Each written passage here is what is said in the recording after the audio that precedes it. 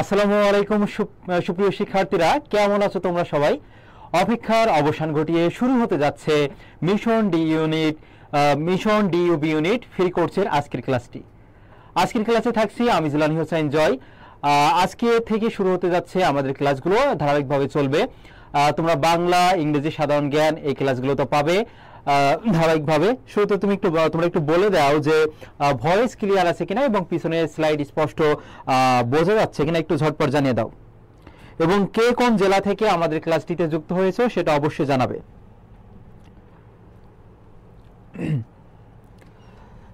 শুরুতে একটু জানাও যে সবকিছু ঠিকঠাক আছে কিনা। ক্লাসটি শুরু করব 1 মিনিট পর, আগে তোমরা একটু জানাও এবং যুক্ত হয়ে যাও।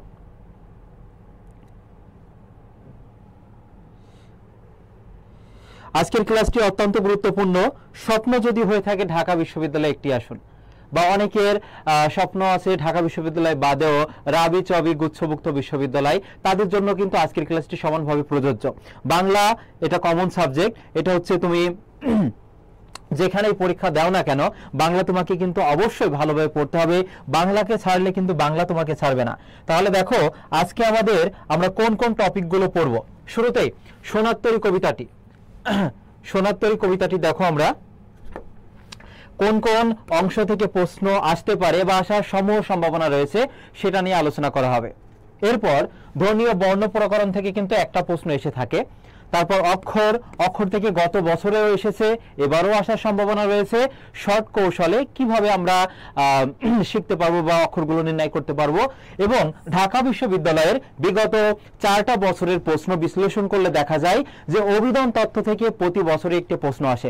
আচ্ছা, এত টপিক এই সংক্ষিপ্ত সময়ে আমরা কিভাবে শেষ করব? হ্যাঁ, ক্লাস তো নিব, পরীক্ষা নিব, এবং আমি যে টপিকগুলো পড়াবো এই টপিকটাই থেকে হিউজ পরিমাণ প্রশ্ন তুমি কোথায় ভালোভাবে পাবে, যেখান থেকে তুমি প্র্যাকটিস করতে পারবে, সেটা হচ্ছে বাংলা বিচিত্রা বই। একটা বইয়ের মধ্যে তোমার সকল গদ্য, পদ্য, নাটক, উপন্যাস A to Z কিন্তু আছে।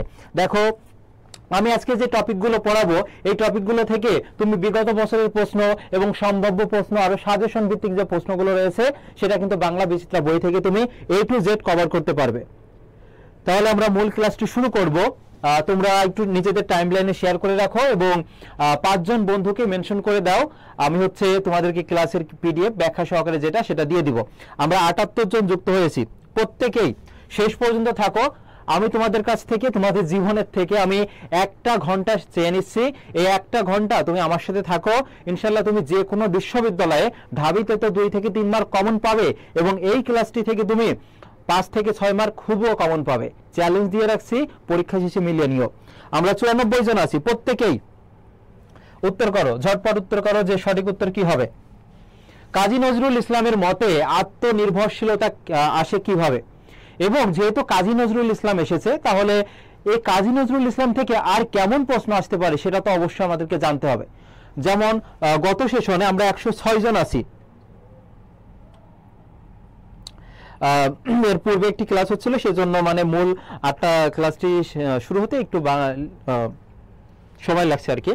আচ্ছা দেখো, কাজী নজরুল ইসলাম থেকে গত বছর যে প্রশ্নটি এসেছে যে নিচের কোনটি বেগম রোকেয়া সাখাওয়াত হোসেনের রচনা নয়, সেখানে দেখো ছিল পদ্ম রাগ, ছিল অবরোধবাসিনী, ছিল মতিসুদ, ছিল আরেকটা ছিল পদ্মগোক্র। তাহলে তোমাকে জানতে হবে এই পদ্মগোক্রটা কার। এটা হচ্ছে দেখো কাজী নজরুল ইসলামের। এবং এর পাশাপাশি যেটা জানতে হবে কাজী নজরুল ইসলামের উপন্যাস কোনগুলো, যেটা তোমার পরীক্ষায় আসবে।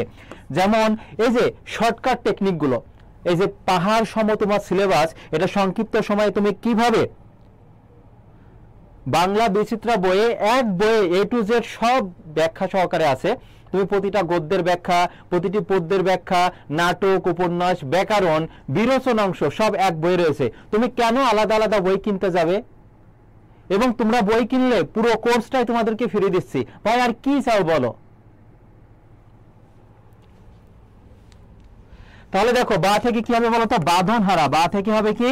বাঁধনহারা। তোমরা একটু কমেন্টে লেখো এই যে উপন্যাস মনে রাখার টেকনিকটা, এই যে বাকুম, এইটা দিয়ে আমরা উপন্যাসগুলো মনে রাখবো। তাহলে এই শর্টকাট টেকনিকগুলো ভালোভাবে ছন্দ সহকারে কোন বইয়ে আছে? উত্তর হচ্ছে বাংলা বিচিত্রা বইয়ে। বাঁধনহারা এবং চন্দ্রবিন্দু হবে। কু থেকে হবে কুহেলিকা। কু থেকে কি হবে বলতো? কুহেলিকা, আর ম থেকে হবে কি বলতো, মৃত্যু ক্ষুধা হবে। কি হবে বলতো, মৃত্যু ক্ষুধা হবে। এটা হচ্ছে উপন্যাস। এবার দেখো কাজী নজরুল ইসলামের উপন্যাস শেষ করলাম, তার হচ্ছে গল্প গ্রন্থ কোনগুলো আছে, যেমন ব্যথার দান, ব্যথার দান, এরপর মনে রাখবে রিক্তের বেদন, রিক্তের বেদন। দেখো আমরা এই যে এবছরের 2025-26 সেশনের প্রথম বাংলা ক্লাস এটা, এবং আমি প্রথমে যে প্রশ্নটা রেখেছি এই স্লাইড থেকে তুমি শতভাগ কমন পাবে, আমি এখানে 100% দিয়ে রাখছি, এটা একটু মনে রাখবা, এটা আমি চ্যালেঞ্জ নিলাম যে এখান থেকে শতভাগ কমন পাবে।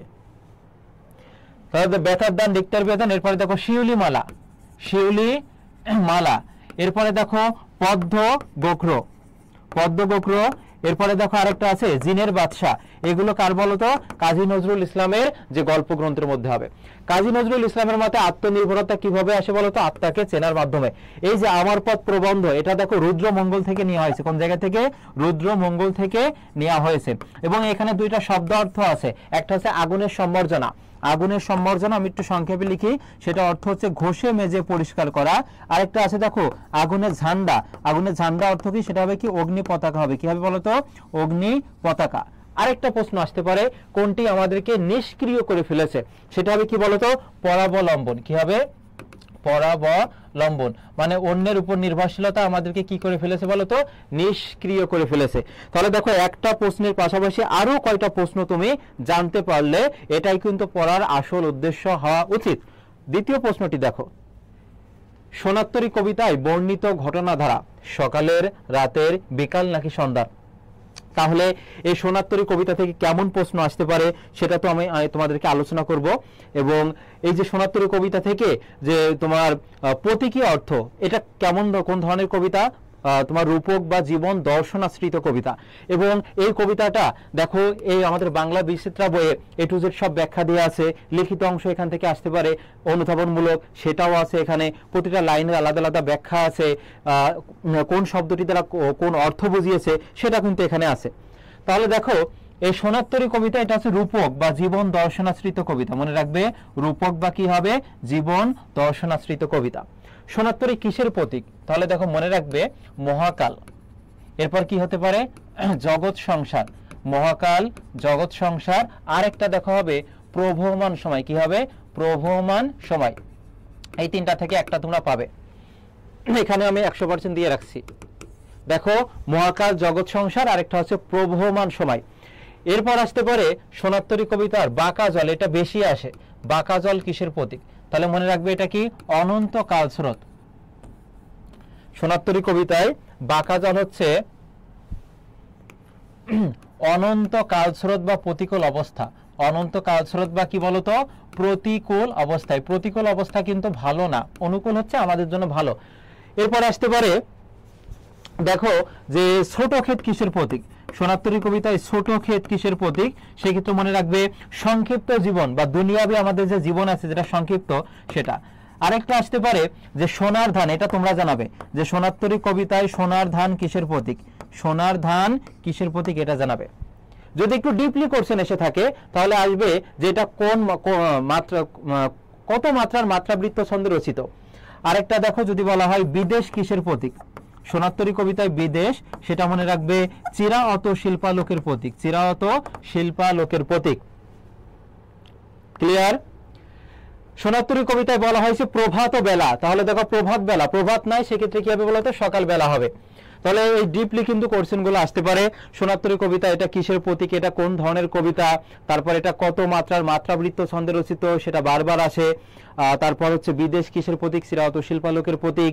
তারপরে সোনার ধান কিসের প্রতীক? এবং গত বছর এসেছে মাঝি কিসের প্রতীক? তাহলে মাঝি হবে নির্মোহ মহাকাল। কি হবে বলতো, নির্মোহ মহাকালের প্রতীক। আর এখানে সোনার ধান হচ্ছে শ্রেষ্ঠ কর্ম বা শিল্পকর্ম, মনে রাখবা শিল্পকর্ম বা কি হবে, শ্রেষ্ঠ কর্ম। এই যে প্রতিটা, আমি একটু পরে দেখাবো চিত্র সহকারে, আমাদের প্রতিটা অংশ বাংলা বিচিত্রা বইয়ে কিন্তু চিত্র সহকারে উপস্থাপন করা হয়েছে যাতে তোমার মাথায় সেট হয়ে যায়। দেখো আমি এই ক্লাসটা নিব, এই ক্লাসটা নেওয়ার পর তুমি এক সপ্তাহ পরে যে গুরুত্বপূর্ণ তথ্য বলছি বা ব্যাখ্যা দিচ্ছি ভুলে যাবে, কিন্তু এটা তোমার মাথায় তখনই সেট হয়ে যাবে, তুমি ভুলবে না যখন এই যে এই অংশগুলো বই থেকে তুমি বারবার রিভিশন দিবে। তখন তোমার মাথায় সেট হয়ে যাবে। পরীক্ষা তো এখন 3 থেকে 4 মাস পরে হবে, তাই না? এজন্য এই নতুন সংস্করণের বইগুলো উদাত্ত আহ্বান করছি, বইগুলো সংগ্রহ করে নাও। ক্লাস কয়টা থেকে শুরু হয়? আমাদের পেজে একটু স্ক্রল করে দেখবা, রুটিন দেওয়া আছে এক সপ্তাহ। এই এক সপ্তাহের যে রুটিনগুলো দেওয়া হয়েছে, আগামীকাল তোমাদের সম্ভবত সাধারণ জ্ঞান হতে পারে, এরপর হচ্ছে ইংরেজি হবে, এইভাবে চলতে থাকবে। প্রতি সপ্তাহে বাংলা 2টা পাবা, ইংরেজি 2টা পাবা, সাধারণ জ্ঞান 2টা পাবা, পরীক্ষা নেওয়া হবে, পিডিএফ দেওয়া হবে। শর্ত হচ্ছে নতুন সংস্করণের বইগুলো অবশ্যই সংগ্রহ করতে হবে। এবার দেখো, সোনাত্তরী কবিতা থেকে সংখ্যাগত কিছু তথ্য, সেটা কিভাবে পড়বো আমরা। সোনাত্তরী কবিতা, এটা আছে রূপ শ্রেণী কেমন বলতো? রূপক কবিতা। প্রত্যেকেই কমেন্টে লেখো, এটা আছে রূপক কবিতা বা জীবন দর্শন আশ্রিত কবিতা। রূপক বা জীবন দর্শন আশ্রিত কবিতা। মহাকাল, এই যে মহাকাল, আমরা যখন মারা যাব আমাদের দৈহিক যে গলনটা এটা নিবে না, আমাদের যে কৃতকর্মগুলো আছে না সেটাই নিবে। এরপরে সোনাত্তরী কবিতার ভাব বস্তুগত বিষয় কি, এটা আমি 3 স্টার দিব, খুবই খুবই গুরুত্বপূর্ণ। মহাকাল আর মানুষ, নদীর এপার দ্বারা মৃত্যুর পূর্ববর্তী মানে দুনিয়াবী জীবনকে বলেছে, আর নদীর ওপার দ্বারা মৃত্যুর পরবর্তী বা পরকালকে বুঝিয়েছে, এবং মহাকাল এবং মানুষকে নিয়ে কিন্তু এর বিষয়বস্তুগুলো হয়েছে। কবিতার মোট পংক্তি কতটি বলতো? এখানে হচ্ছে 42টি, বা চরণটিও থাকতে পারে বা লাইনও থাকতে পারে। সোনাত্তরী কবিতার স্থপক আছে কতটি? 6টি। আর কবিতাটি তরি শব্দটি আছে 4 বার। এখানে এগুলো ওইভাবে গুরুত্বপূর্ণ না, পরের অংশটুকু দেখো। এই যে সোনাত্তরী কবিতায় প্রতিটা বিষয় এইভাবে চিত্রের মাধ্যমে আমাদেরকে এখানে দেওয়া হয়েছে। যদি বলা হয় সোনাত্তরী এটা কিসের প্রতীক, তাহলে অপশনে থাকতে পারে মহাকাল, থাকতে পারে জগৎ সংসার, থাকতে পারে প্রভ্রমণ সময়, থাকতে পারে। এবং এই যে এখানে যেটা দেখছো স্লাইডে, সেটা কিন্তু আমাদের বাংলা বিচিত্রা বইয়ে A to Z সব কিন্তু এইভাবে উপস্থাপন করা হয়েছে। মাঝি কিসের প্রতীক? সেটা মহাকালের প্রতীক হবে। মাঝি হচ্ছে মহাকালের প্রতীক। সোনার ধান কিসের প্রতীক? দেখো, কৃষকের শ্রেষ্ঠ ফসল বা শিল্পস্রষ্টা কবির সৃষ্টি সম্ভার। শিল্পস্রষ্টা কবির কি হবে? সৃষ্টি সম্ভার। এরপর রবি ঠাকুরের উপাধি আছে, তার মধ্যে দেখো কোনটা আসতে পারে। যেমন এখানে রয়েছে মহাত্মা গান্ধী কর্তৃক কবিগুরু উপাধিতে তিনি কবিগুরু উপাধি প্রদান করেন। এরপর ব্রিটিশ সরকার, এটা বেশি গুরুত্বপূর্ণ, স্টার দিয়ে রাখছি। ব্রিটিশ সরকার কবিকে নাইটহুড বা স্যার উপাধি প্রদান করে 1915 সালের 3রা জুন। আর ধানক্ষেত, যদি বলা হয় সোনাত্তরী কবিতায় ধানক্ষেত কিসের প্রতীক, সেক্ষেত্রে কি হবে? মানুষের জীবন পরিধি। কি হবে? মানুষের জীবন পরিধি হচ্ছে এই ধানক্ষেত। এবার দেখো, রবি ঠাকুরের পত্রিকা সব থেকে গুরুত্বপূর্ণ হচ্ছে বঙ্গদর্শন, আর একটা আছে ভারতী। আর তার যে ছদ্মনাম প্রতি বছরই আসে, যেটা সঠিক উত্তর হিসেবে অপশনে থাকে যে ভানু সিংহ ঠাকুর। আরো হচ্ছে দেখো 9টা, আরো 8টা আছে, এটা বাদে সব থেকে সঠিক উত্তর হিসেবে তোমার অপশনে থাকে ভানু সিংহ ঠাকুর। এই যে লেখক পরিচিতি, এছাড়াও তোমাদের বিস্তারিত তথ্য যেগুলো অন্যান্য বিশ্ববিদ্যালয়ে এসে থাকে, সেগুলো কিন্তু আমাদের বাংলা বিচিত্রা বইয়ে কিন্তু A to Z প্রত্যেকটা, আমি এই যে ক্লাসের স্লাইডগুলো কোন জায়গা থেকে নিয়েছি, বাংলা বিচিত্রা বই থেকে নিয়েছি। এবং আমি চ্যালেঞ্জ সহকারে পড়াতে কিন্তু ভালোবাসি এবং সর্বোচ্চ কমনও দেখাই। আমার ক্লাসের প্রত্যেকটা স্লাইড কিন্তু বাংলা বিচিত্রা থেকে নেওয়া। এজন্য আমি তোমাদেরকে আবারও আহ্বান করছি, বইগুলো সংগ্রহ করে নিবে। একটু ডিপলি তথ্যগুলো তোমাকে জানতে হবে, তারই ধারাবাহিকতা। এখানে দেখো, বাংলাদেশের জাতীয় সঙ্গীত রবীন্দ্রনাথ ঠাকুরের রচনা। এখানে বঙ্কিমচন্দ্র চট্টোপাধ্যায় সম্পাদিত বঙ্গদর্শন পত্রিকা, এবং মনে রাখবা বঙ্গদর্শনে যে বঙ্কিমচন্দ্র চট্টোপাধ্যায় সম্পাদিত বঙ্গদর্শন পত্রিকায় 1905, বাংলা হচ্ছে 1312 সালে প্রথম প্রকাশিত হয়। এবং এখানে আরেকটা বিষয় তোমাকে জেনে রাখতে হবে যে জাহাঙ্গীরনগর বিশ্ববিদ্যালয়ে এসেছিল বাঁকা চাঁদের জন্ম হয় কত সালে। তুমি তো একেবারে পরীক্ষার হলে ঘাবড়ে যাবে, আরে বাঁকা চাঁদ সে আবার কি? বাঁকা মানে হচ্ছে বঙ্কিম, আর চাঁদ মানে বলতো কি? চন্দ্র। তাহলে বঙ্কিম চন্দ্রের জন্ম হয়, তাহলে এটা মনে রাখবে, বাঁকা চাঁদ। বাঁকা চাঁদ, দেখো বাঁকা থেকে বঙ্কিম, আর চাঁদ থেকে তো চন্দ্র, বঙ্কিম চন্দ্র, এভাবে মনে রাখবে। এবার দেখো, সোনাত্তরী কবিতায় চরিত্র আছে 2 জন, কৃষক আর মাঝি। কে কে আছে বলতো? কৃষক আর মাঝি। এরপর স্থান আছে কুল আছে, মাস আছে শ্রাবণ, তারপর আছে দেখো সময় আছে প্রভাত বেলা, যেটা গত সেশনে ঢাবিতে এসেছে, কোন সময়ের কথা বলা হয়েছে? প্রভাত বেলা। তারপরে আছে দেখো এখানে ঋতু আছে বর্ষা। ঋতু আছে কি বলতো? বর্ষা। এবার দেখো কত সুন্দরভাবে প্রেজেন্ট করা হয়েছে। রবি ঠাকুর থেকে যে প্রশ্নই আসুক না কেন এর বাইরে আসবে না।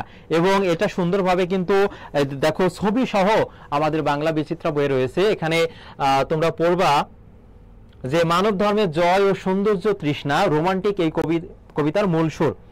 এরপর তার উপন্যাসগুলো থেকে প্রশ্ন আসবে, 3 স্টার দিয়ে রাখছি। উপন্যাস সবগুলো পড়ার দরকার নাই, 2-1টা পড়লেই হয়, যেমন ঘরে বাইরে।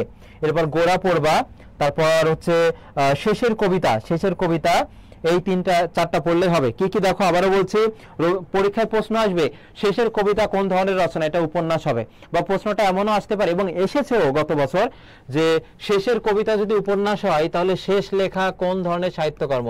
তোমরা কমেন্টে জানাও শেষ লেখা কোন ধরনের সাহিত্যকর্ম। আমি কিন্তু বেসিক পড়াবো, এরপর কিন্তু গুরুত্বপূর্ণ প্রশ্ন আলোচনা করব, সাথে থাকো।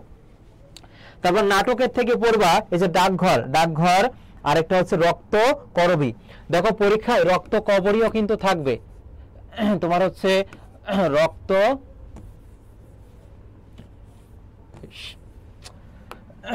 পরীক্ষায় তোমার রক্ত কবরীও থাকবে, সেটা কিন্তু হবে না। কি হবে বলতো, রক্ত করবী, এই যে যেখানে র আছে সেটা।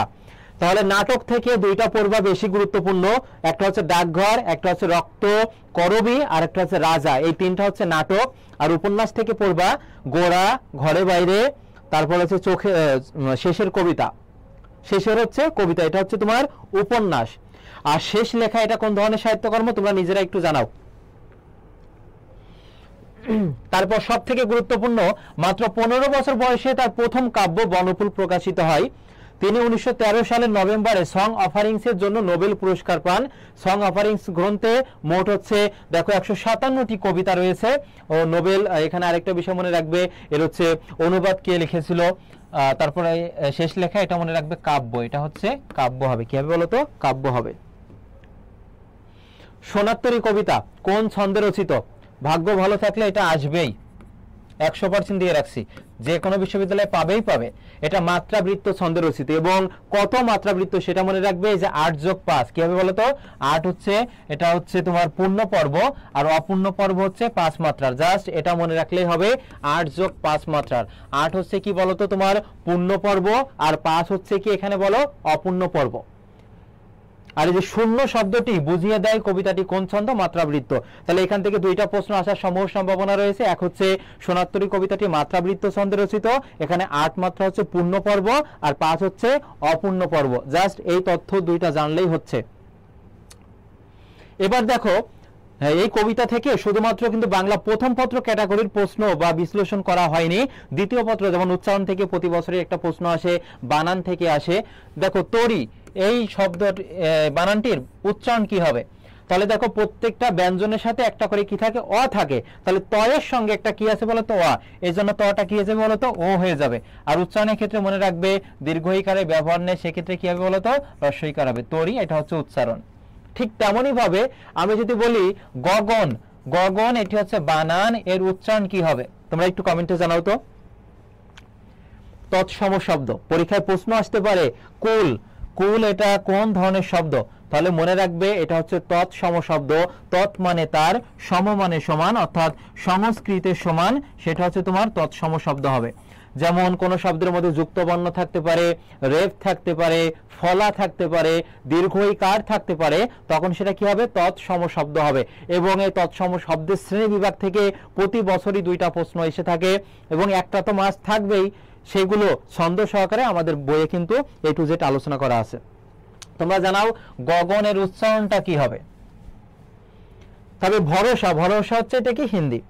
এবার বানান সতর্কতা দেখো, এখানে শ্রাবণ বানান আছে। তারপর হচ্ছে এই যে শব্দের ব্যুৎপত্তি নির্দেশ, যেমন প্রশ্ন আসতে পারে যে গর্জে, এর হচ্ছে মূল শব্দ কোন জায়গা থেকে এসেছে, গরজে, বর্ষা। তারপরে এখানে দেখো সিনু থেকে ছিলাম, গগন দেখো, তাহলে গ শুরুতে হবে, তারপর কি হবে, গণ। এবং উচ্চারণের ক্ষেত্রে দেখো যেখানে থামে এবং কোনো কার থাকে না সেখানে হর্ষচিহ্ন বসে।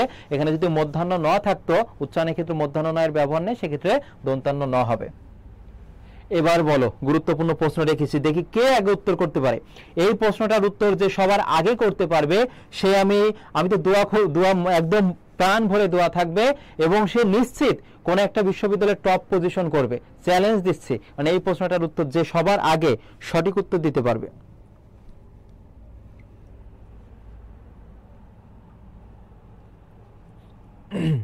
ঝটপট জানাও।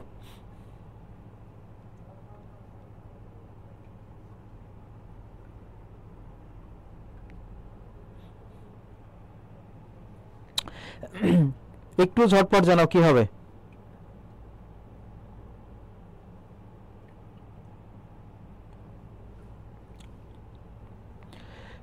এখানে কয়েকটি লাইন দেওয়া রয়েছে, তোমাকে বলতে হবে যে কোনটি আগে সঠিক। যেমন এই লাইনগুলো নেওয়া হয়েছে তোমার কোন জায়গা থেকে বলো তো? সোনার তরী কবিতা থেকে। অনেকে ঘ বলেছো। বইয়ের দাম কত? বইয়ের দাম হচ্ছে 560 টাকা। যেই পেজ থেকে ক্লাস নিচ্ছি এই পেজে অর্ডার করতে পারো। আগামীকাল 9টার পর থেকে করবা, বা নিকটস্থ লাইব্রেরি থেকে, অর্থাৎ বই কিনলেই তো কোর্স একেবারে ফ্রি পাচ্ছ। ভাই আর কি চাও তোমরা বলো? দেখো সঠিক উত্তর হবে ঘ। কিভাবে? এই যে গগনে গরজে মেঘ ঘন বর্ষা, এখানে বর্ষা বানান এটা কেন ব্যবহার করা হয়েছে? বর্ষা বানান কিন্তু সঠিক আমরা এটা ব্যবহার করি সোনার তরী কবিতায় ছন্দ মেলানোর জন্য, বর্ষা বানান কিন্তু এটা ব্যবহার করা হয়েছে। তাহলে সঠিক উত্তর কি? এই যে 2 আগে বসবে, অর্থাৎ গগনে গরজে মেঘ ঘন বর্ষা, 3 তারপরে কুলে একা বসে আছি নাহি ভরসা। দেখো এখানে আছে ভরসা, এখানে আছে ভরসা, একটা মিল কিন্তু আছে শেষে মিল থাকলে তাকে বলা হয় অন্তমিল। তারপর রাশি রাশি ভাড়া ভাড়া ধান কাটা হলো সারা। এখান থেকে আবার কেমন প্রশ্ন আসতে পারে দেখো। রাশি রাশি এটা কি অর্থ দিয়েছে? এটা হচ্ছে দেখো আধিক্য অর্থ দিয়েছে। কি বলতো? আধিক্য বা নির্ধারক বিশেষণ। কি হবে? আধিক্য বা নির্ধারক বিশেষণ। দেখো বাংলা প্রথম পত্র থেকে দ্বিতীয় পত্রের প্রশ্ন কিভাবে আসে। যেমন গত বছর এই সোনার তরী কবিতা থেকে, মানে গত সেশনে এসেছে যত চাও তত লাও। এটা কোন ধরনের সর্বনাম? কি হবে? সাপেক্ষ সর্বনাম। এবছর আসতে পারে যে রাশি রাশি ভাড়া ভাড়া ধান কাটা হলো সারা। রাশি রাশিটা কোন অর্থ দিয়েছে? মনে রাখবা, বেশি বেশি যদি বোঝাই তখন সেটা কি হবে? সেটা আধিক্য হবে। বা এখানে বলতে পারে যে নির্ধারক বিশেষণ, নির্ধারণ করে দিচ্ছে। কি হবে বলতো? নির্ধারক বিশেষণ। তোমরা যদি ক্লাসে ব্যাখ্যা সহ এই পিডিএফ পেতে চাও অবশ্যই শেয়ার করে আমাকে জানাতে হবে। আমার আইডি আমি এখানে মেনশন করছি, বা যদি কেউ পরিচিত থাকো একটু মেনশন করে দাও। এখানে তায়ব রারি আছো, শ্রেয়া বৃষ্টি আছো, একটু আমার আইডিটা এখানে মেনশন করে দিও যাতে তারা পেয়ে যেতে পারে। সোনার তরী কবিতায় অধিকাংশ পংক্তি কত মাত্রার সেটা বলো। এটা হচ্ছে মাত্রাবৃত্ত ছন্দে রচিত। কোন ছন্দে? মাত্রাবৃত্ত ছন্দে রচিত। বাংলার জন্য আর কোনো কিছু করতে হবে না, জাস্ট বইটা কেন, আমার ক্লাসগুলো করো। তোমাকে আমি চ্যালেঞ্জ দিচ্ছি, তুমি সর্বোচ্চ কমন পাবে।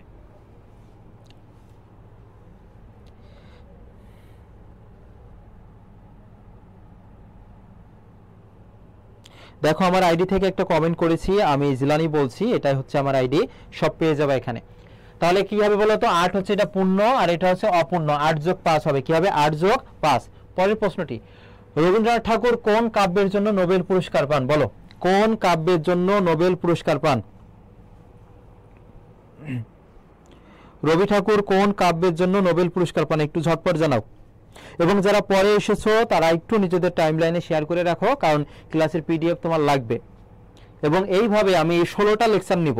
16টা লেকচারের মাধ্যমে বাংলা A to Z শেষ করে দিব।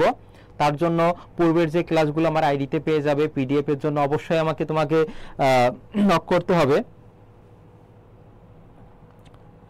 আর 38টা শেয়ার, যদি 100 প্লাস শেয়ার হয় তাহলে 16টা লেকচারেরই পিডিএফ তোমরা পাবা ব্যাখ্যা সহকারে।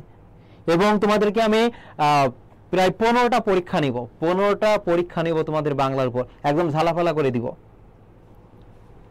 প্রতিদিন বাংলা ক্লাস নেবেন, সপ্তাহে 2 দিন ক্লাস পাবে। তাহলে কি হবে বলো তো? এই যে কোন কাব্যের জন্য নোবেল পুরস্কার পান, তোমরা সবাই উত্তর করবা যে সং অফারিংস। কিন্তু এই গীতাঞ্জলির সাথে কিন্তু অন্যান্য কবিতাও কিন্তু লিখেছিলেন। কি হবে বলো তো? গীতাঞ্জলির সাথে তিনি অন্যান্য কবিতাও কিন্তু কিছু ছিল, অন্যান্য কাব্য ছিল। গীতাঞ্জলির সাথে অন্যান্য কাব্য ছিল, এটা একটু তোমরা শুধরে নিবা, কারণ এটা তোমরা গীতাঞ্জলি উত্তর করবে এটাই স্বাভাবিক। কিন্তু এর সাথে এখানে তো তোমার হচ্ছে বলেছে কোন কাব্য, সেটা সং অফারিংস হবে, এটা ঠিক আছে। পরের প্রশ্নটি দেখো, শেষ লেখা রবি ঠাকুরের কোন জাতীয় গ্রন্থ? এবং এর সাথে যেটা জুড়ে থাকে সেটা হচ্ছে শেষের কবিতা, সেটা হচ্ছে উপন্যাস হবে। এটা কি হবে বলতো? উপন্যাস। এবং ডিএসইউতে এবার এসেছে যে ঘরে বাইরে এটা কোন ধরনের রচনা? তাহলে কি হবে বলতো? এটা উপন্যাস হবে। এবং এটা ছন্দ সহকারে মনে রাখার জন্য বাংলা বিচিত্রা তো যথেষ্ট। শেষ লেখা, দেখি উত্তর করো। হ্যাঁ, এটা সং অফারিংস হবে, কিন্তু এটা বলেছি যে এর সাথে আরো কিছু কাব্য ছিল, এটা তো সঠিক উত্তর সং অফারিংসই হবে। নোবেল পুরস্কার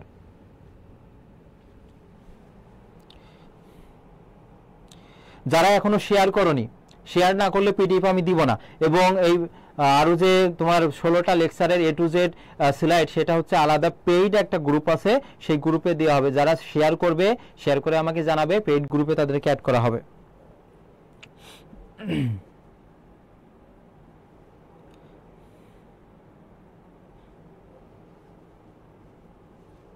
তাহলে এখানে সঠিক উত্তর কি হবে বলতো? শেষ লেখা, এটা হচ্ছে কাব্য হবে। কি হবে? কাব্য। পরের প্রশ্নটি, তরু ছায়ামসি মাখা, এবং প্রশ্ন আসতে পারে তরু ছায়ামসি মাখা এটা অর্থ কি?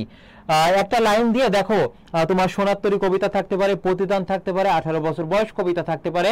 এখান থেকে একটা কবিতার একটা লাইন দিয়ে তোমাকে বলবে এর পরের পংক্তি কি, পরের চরণ কি, এ ধরনের প্রশ্ন কিন্তু থাকবে। তাহলে বলো যে তরু ছায়ামসি মাখা এটা কালচে রং হবে, এটা তো মনে রাখবে। এর পরে কি বসবে? যে তরু ছায়ামসি মাখা, তারপর গ্রামখানি মেঘে দেখা, নাকি হচ্ছে তোমার পরে পরে দেখেই আঁকা। তোমরা খুব সহজে উত্তর করে দিবা যে ক হবে বা হচ্ছে গ হবে। এবং এই যে একটা প্রশ্নের উত্তর, সম্ভাব্য উত্তর কোনটা হতে পারে, এই যে সহজ টেকনিক কৌশল কিন্তু ক্লাসে পাবা। এবং একই সাথে আমাদের বইয়ে কিন্তু বিভিন্ন ট্রিক্সের মাধ্যমে এগুলো দেওয়া আছে।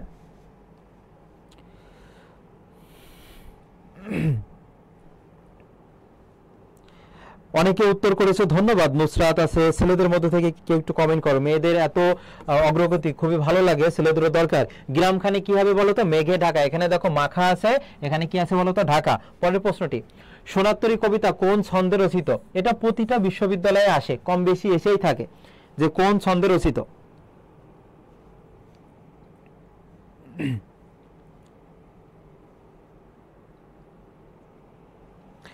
দেখো আমি জিলানি স্যার এই পেজ থেকেও দিয়েছি, ক্লাসের মানে ব্যাখ্যা সহকার পিডিএফ অনেক সময় এই পেজেও পোস্ট করা হয়। এটা হবে মাত্রাবৃত্ত ছন্দে রচিত হবে। কি হবে? মাত্রাবৃত্ত ছন্দে। এই প্রশ্নটা আরো বেশি গুরুত্বপূর্ণ। এটা খুবই, দেখো চারিদিকে বাঁকা জল কৃষকের মনে কি সৃষ্টি করেছে, তোমরা একটু জানাও। এর পাশাপাশি দেখো এই প্রশ্নটা কেমন আসতে পারে, বাঁকা জল কিসের প্রতীক? তাহলে কি হবে? বাঁকা জল হচ্ছে অনন্ত কাল স্রোতের প্রতীক। কি হবে? অনন্ত কাল স্রোত। বাঁকা জল হচ্ছে অনন্ত কাল স্রোত বা প্রতিকূল অবস্থা। কি হবে? অনন্ত কাল স্রোত বা প্রতিকূল অবস্থার প্রতীক। খুবই গুরুত্বপূর্ণ এই প্রশ্নটি, প্রতিকূল অবস্থা।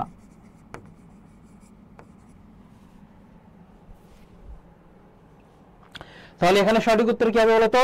এই যে বাঁকা জল, এটা যেহেতু বলেছে অনন্ত কালস্রোত বা প্রতিকূল অবস্থা, সেক্ষেত্রে এটা মানব মনে কি সৃষ্টি করে? এটা আশঙ্কা সৃষ্টি করে, আশঙ্কা। এবং এর পাশাপাশি তোমাকে জানতে হবে আকাঙ্ক্ষা বানানটা গুরুত্বপূর্ণ। আকাঙ্ক্ষা ও হবে এবং কি হবে বলতো? ক্ষীয় হবে। ও এবং কি হবে? ক্ষীয় হবে। এটা মনে রাখবে। ছয়ের গ না, ছয়ের হচ্ছে এখানে আশঙ্কা হবে। মানে বাঁকা জল যেহেতু আমাদের অনুকূলে না, আমাদের এটা দেখো প্রতিকূল, নেগেটিভ অর্থ দিচ্ছে, সেক্ষেত্রে এটা আশঙ্কা সৃষ্টি করে। এর পাশাপাশি মনে রাখবে আশঙ্কা বানানে ও এবং ক হবে, আর আকাঙ্ক্ষা বানানে ও এবং কি হবে? ক্ষীয় হবে। সং অফারিংস গ্রন্থের ভূমিকা লেখেন কে? বলো। সং অফারিংস গ্রন্থের ভূমিকা কে লেখেন?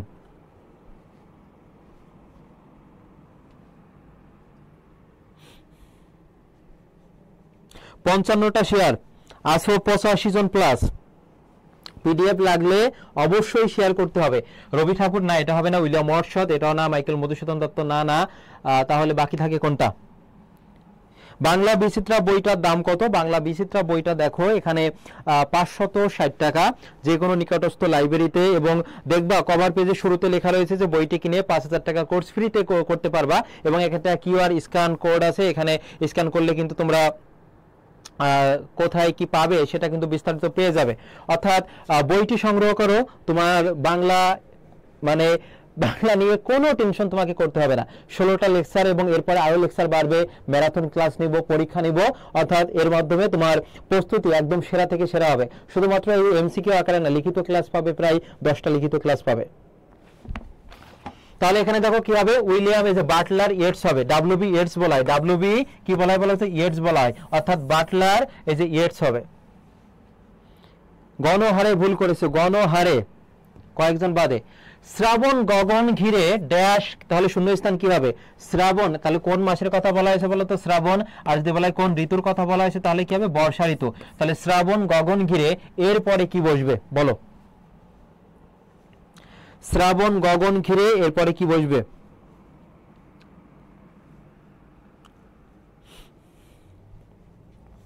এরপরে যে লাইনগুলো দিব, এই এমসিকিউটা পরে যে লাইনটা দিব সেটা হচ্ছে দেখো, যদি এমসিকিউ আকার এখান থেকে হুবহু কমন নাও পাও, এরপরে যে লাইনগুলো থাকবে সেখান থেকে হুবহু কমন পাবে, এর হচ্ছে নিশ্চয়তা আমি দিচ্ছি, কারণ এর বাইরে আর গুরুত্বপূর্ণ তথ্য নাই। যেগুলো আসুক না কেন সব একটু পরে আলোচনা করব। এবং এটা হচ্ছে আমাদের বাংলা বিচিত্রা বইয়ের, আমি নাম্বারও বলে দিব প্রয়োজনে, কত নম্বর পেজে এটা আছে।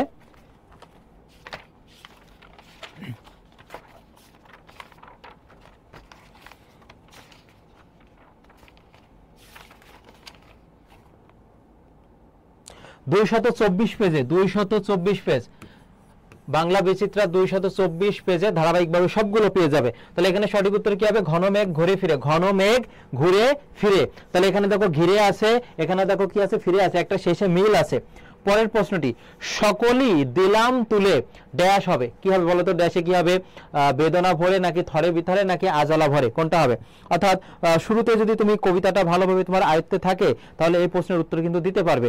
এবং প্রয়োজনে আমরা কবিতার যে প্রত্যেকটা কবিতার লাইন বাই লাইন ধারাবাহিকভাবে পড়ানো হবে। আগামী আমার ক্লাস পাবে তোমরা হচ্ছে সোমবারে পাবে, আমার বাংলা ক্লাস হচ্ছে সোমবার এবং বৃহস্পতিবার। সোমবার হচ্ছে 7টায় আর বৃহস্পতিবার হচ্ছে তোমরা পাবে রাত 8টায় পাবে, অর্থাৎ প্রতি সপ্তাহে 2টা ক্লাস পাবে। তাহলে সঠিক উত্তর কি হবে একটু জানাও। এই যে সকলে দিলাম তুলে মানে যা যা আছে সবকিছু আমি তুলে দিলাম, থরে ভিতরে মানে কি বলতো? সুবিন্যস্ত করে বা স্তরে স্তরে সজ্জিত করে, স্তরে স্তরে বা কি বলতো? সুবিন্যস্ত করে সাজিয়ে দিলাম, যা যা ছিল সব। তাহলে সঠিক উত্তর হবে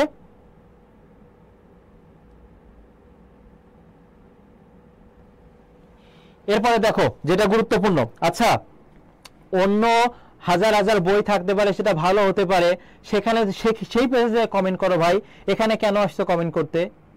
তুই মার্কেটিং করছিস না, তাই এখানে কেন কমেন্ট করছিস আমাকে বোঝা। অন্যান্য তোমার এই যে শুরু থেকে আজকে থেকে শুরু হয়েছে একেবারে মানে শেষ বিশ্ববিদ্যালয়ের ভর্তি পরীক্ষা পর্যন্ত জয়কলি তোমার পাশে থাকবে। ডিসিউ আগে একদম সর্বশেষ সবাই ভুলে গিয়েছিল তখন তোমাদেরকে ফ্রি ক্লাস আমরা দিয়েছি, পরীক্ষা নিয়েছি। তোমাদের যারা মনে থাকে, তোমাদের যারা উপকার করবে তাদের সাথে তোমরা থেকো, জীবনে মানে ন্যূনতম একটু কৃতজ্ঞতা বোধ প্রকাশ করতে থাকো। আমার এই স্টুডেন্ট ঢাবিতে তোমার হচ্ছে সেকেন্ড হয়েছে, ডিসিউতে সেকেন্ড হয়েছে, তারা কিন্তু কৃতজ্ঞতা প্রকাশ করে। কিন্তু কিছু স্টুডেন্ট আছে ফ্রি ক্লাস করে, পরীক্ষা দেয় সব, ন্যূনতম কৃতজ্ঞতা প্রকাশ করে না। মনে রাখবে, শিক্ষার্থী হিসেবে তোমার পরিচয় কিছুদিনের হলেও মানুষ হিসেবে তোমার পরিচয় হচ্ছে আজীবনের। সর্বদাই মনুষ্যত্বের বিকাশ কিন্তু তোমাকে ঘটাতে হবে, এ কথাটা বলে রাখলাম, মনে রাখবে। যত চাও তত লাও, তাহলে যত তত এটা কি বলতো? সাপেক্ষ সর্বনাম। এটা কি বলতো? সাপেক্ষ সর্বনাম। তাহলে যত চাও তত লাও, এটা কি হবে? তরণী পরে, কি হবে? তরণী পরে। খুর ধারা বলতে সোনাত্তরী কবিতায় কি বলা হয়েছে বলতো? খুরের মতো ধারালো যে প্রবাহ বা স্রোত, খুরের মতো ধারালো যে প্রবাহ বা স্রোত। হ্যাঁ, তোমাকে রূপক দে বই গিফট করব তখনই যখন তুমি নিয়মিত ক্লাসগুলো করবা, পরীক্ষায় ভালো মার্ক পাবা, আমি নিজে থেকে তোমাকে গিফট করব, কথা দিলাম। কবিতায় আমি যে অর্থে ব্যবহৃত হয়েছে, তাহলে কি হবে? এটা কমেন্টে লেখো তোমরা। সোনাত্তরী কবিতায় আমি কৃষক অর্থে বা প্রতীকী অর্থে কি বলতো? শিল্পস্রষ্টা। 2টা প্রশ্ন দেখো কিভাবে আসতে পারে, ভালোভাবে ভেঙে ভেঙে আমি পড়াচ্ছি। যে সোনাত্তরী কবিতায় আমি যে অর্থে ব্যবহার করা হয়েছে সাধারণ কৃষক, কিন্তু যদি বলা হয় প্রতীকী অর্থ কি, যেহেতু সোনাত্তরী কবিতা রূপক বা জীবন দর্শন আশ্রিত কবিতা, সেক্ষেত্রে মনে রাখবে প্রতীকী অর্থ হচ্ছে শিল্পস্রষ্টা কবি, আর সাধারণ অর্থ বললে কৃষক। ক্লিয়ার? বিচিত্রা আসলেই ভালো, আমি নিজেই পড়ি। সাবিয়া ইসলাম, অসংখ্য ধন্যবাদ। বলো কি হবে? আর এটা তো জটিল বাক্যের মধ্যে থাকে, সাপেক্ষ সর্বনাম, সে যে সে যারা তারা যত তত যিনি তিনি, এইগুলো হচ্ছে সাপেক্ষ সর্বনাম, তোমার হচ্ছে জটিল বাক্যের মধ্যে থাকে। তাহলে সাধারণ অর্থ বললে কৃষক, আর প্রতীকী অর্থ বললে শিল্পস্রষ্টা কবি হবে। এবং রংপুরে কে কে আসো, ক্লাসটি দেখছো একটু জানিও। আমি রংপুরে যদি কেউ থাকো, ক্লাস শেয়ার করছে এমন যদি কেউ থাকো, গিফট পাবে। আমি শনিবার সেখানে ক্লাস নিব। আমি একেলা বলতে বোঝাতে হয়েছে কি, দেখো এখানে কৃষক কিংবা শিল্পস্রষ্টা কবি নিঃসঙ্গ অবস্থা।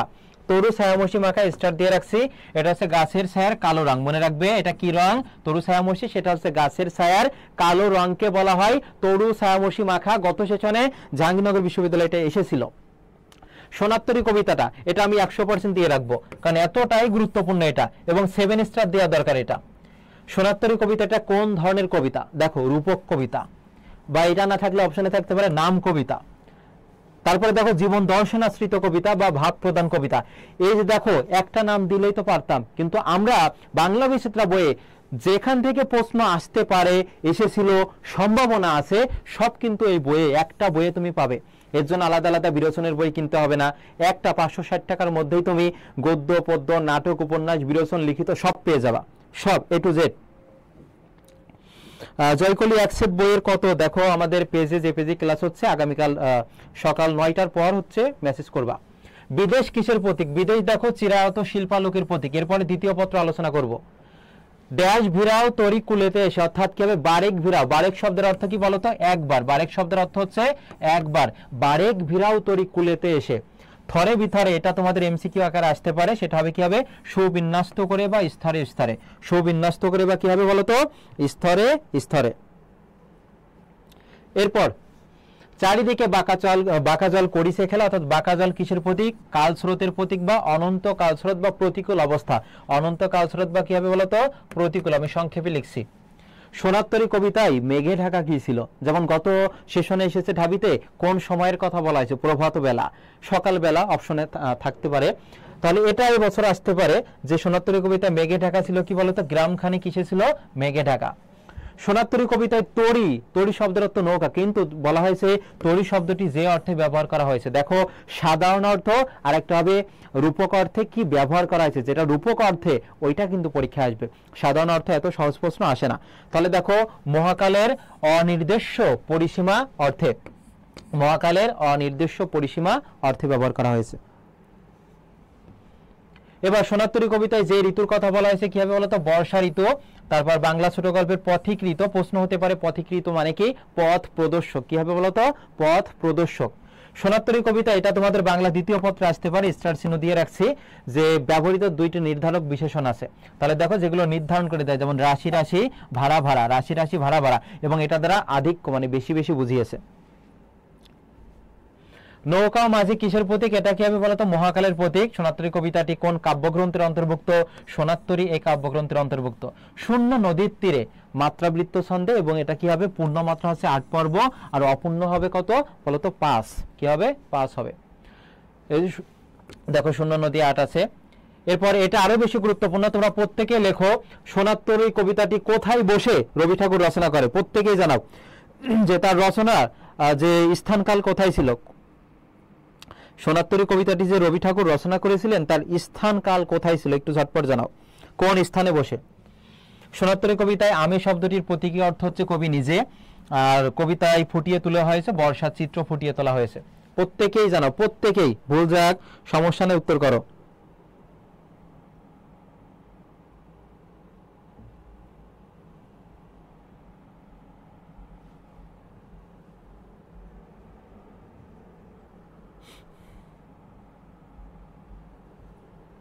তাহলে সঠিক উত্তর দেখো এখানে কি হবে? পূর্ববঙ্গের শিলাইদহ, অর্থাৎ কুষ্টিয়ার শিলাইদহে পদ্মবক্ষ, এটা মনে রাখবে যে পদ্মবক্ষের বটে বসে 1298 বঙ্গাব্দের ফাল্গুন মাসে, কোন মাসে বলতো? ফাল্গুন মাসে কুষ্টিয়ার শিলাইদহে যে রবি ঠাকুরের যে কুঠি বাড়ি আছে, আমি যখন ক্লাস 8-9-এ পড়ি তখন গিয়েছিলাম, তোমরাও যাবে, এবং কুষ্টিয়ার কেউ থাকলে সেটা অবশ্যই জানিয়ে দিও। তাহলে এটা এখান থেকে কিন্তু একটা প্রশ্ন এসেছে, গতবার 2টা প্রশ্ন এসেছে, এবং এবছর আসতে পারে, কারণ এইগুলো নিয়েই তো প্রশ্ন করবে, তাই না? তাহলে দেখো কি হবে এখানে? রবি ঠাকুর কোথায় বসে সোনাত্তরী কবিতাটি রচনা করেন? পূর্ববঙ্গের যে শিলাইদহের পদ্মবক্ষের বটে বসে, কত? 1298 বঙ্গাব্দের, এবং ফাল্গুন, এটা মনে রাখবে, ফাল্গুন মাস। সোনাত্তরী কবিতায় সাপেক্ষ সর্বনাম আছে কয়টি? 2টি। কি কি? যারে তারে, আর দেখো যত তত। মানে একটা কবিতা থেকে কেমন প্রশ্ন আসতে পারে দেখো, প্রতিটা লাইন ভেঙে ভেঙে তোমাদের সামনে উপস্থাপন করা হয়েছে। এবং এটা যদি মনে না রাখতে পারো, এই সোনাত্তরী কবিতা থেকে প্রায় 500 এমসিকিউ আছে, সেটা তুমি কোথায় পাবে? প্রশ্ন হতে পারে, সেটা বাংলা বিচিত্রা বই থেকে তুমি প্র্যাকটিস করবা। সোনাত্তরী কবিতায় নির্ধারক বিশেষণ, এটা তো বললাম। কবিতার মূল ভাববস্তু কত? বিষয় হচ্ছে মহাকালো মানুষ। আর কত সনে, কত তারিখে? এটা দেখো রবীন্দ্রনাথ ঠাকুর 1268 বঙ্গাব্দের 25শে বৈশাখ জন্মগ্রহণ করে, এবং বাংলা সালটা কিন্তু পরীক্ষায় বেশি এসে থাকে, বাংলা সালটা।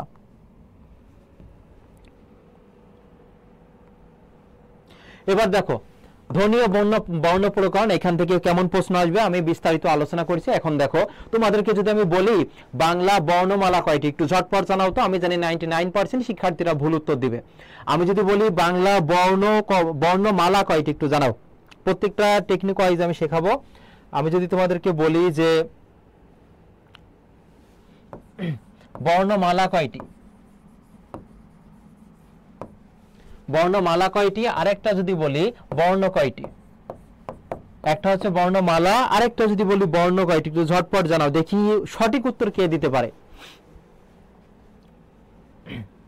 সঠিক উত্তর কে আগে দিতে পারে একটু ঝটপট জানাও, কারণ আমাদের ক্লাসটা শুরু হতে একটু লেট হয়েছে, এর আগে অন্য ক্লাস ছিল।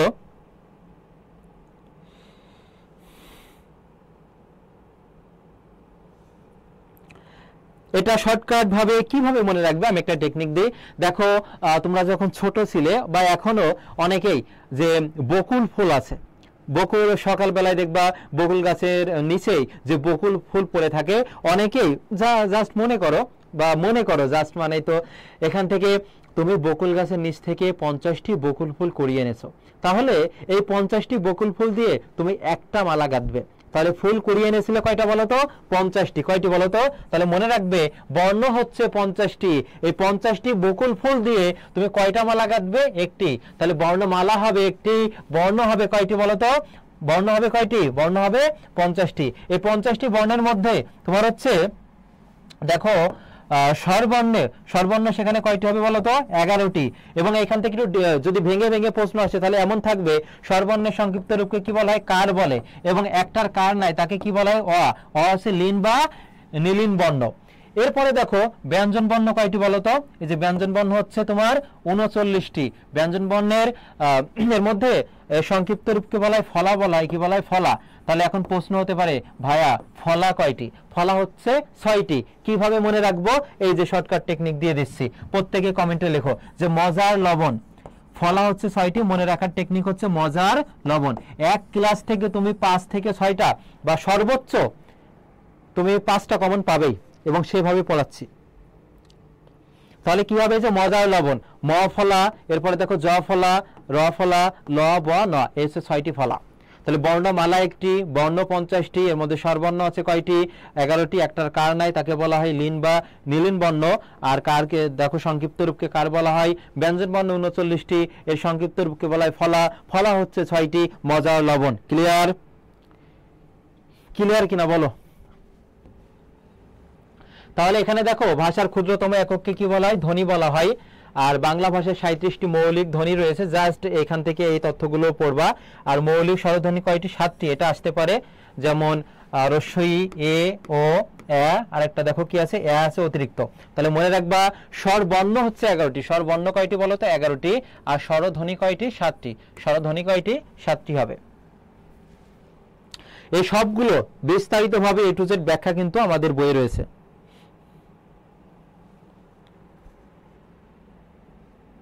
বর্ণমালা একটির নাম কি? বাংলা বর্ণমালা।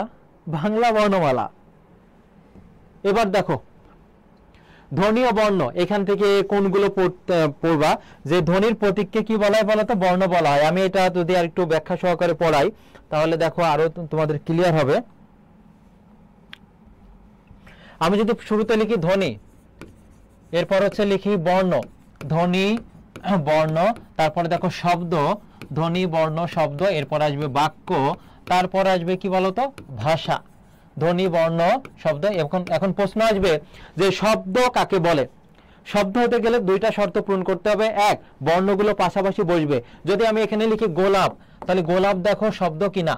আরেকটা যদি লিখি আমি পলাগ, এটা শব্দ কিনা? একটু খেয়াল করো তো। শব্দ হতে গেলে দুইটা শর্ত পূরণ করতে হবে। কয়টা?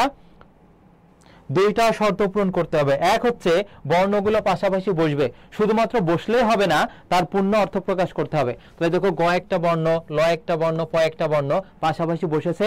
এবং গোলাপ একটা ফুলের নাম, যখন প্রথম দেখা হয় অনেকে এটা দিয়ে থাকো, মাথায় একটা সেন্স কাজ করছে, হ্যাঁ এটা সুগন্ধি ফুলের নাম, দুইটা অর্থই পূরণ করেছে, এটা শব্দ হবে। কিন্তু প একটা বর্ণ, ল একটা, এটা দেখো প্রথম শর্ত পূরণ করেছে কিন্তু এটা পূর্ণ অর্থ দিচ্ছে না, তাহলে এটা কি হবে? শব্দ হবে না। তাহলে শব্দের ক্ষুদ্রতম অংশ কি? প্রশ্ন হতে পারে। তোমরা বলতে পারো ধ্বনি হবে বা বর্ণ হবে, তাহলে শব্দকে ভাঙলে আমরা দুইটাই পাই, ধ্বনিও পাই বর্ণও পাই। কোনটা আগে হবে? তোমার মন প্রচন্ড খারাপ, সাধারণত মন খারাপ থাকলে কোন গানগুলো শোনো? যে তুমি কার পোষা পাখি, কাজল বড় নাখি, রক্ত যাবার মতো তোমার ড্যাশ ড্যাশ।